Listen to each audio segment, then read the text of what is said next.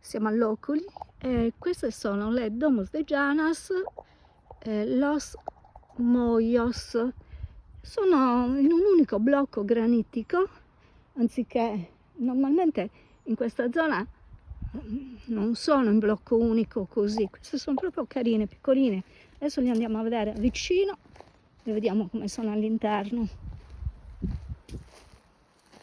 Allora, Lumière, eccola qua.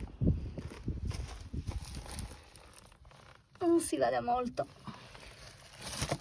Ah sì, cavolo, c'è un ingresso e sono comunicanti. Vediamo l'altra.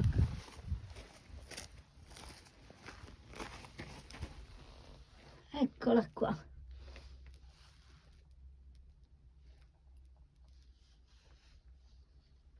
Sì, c'è un piccolo ingresso.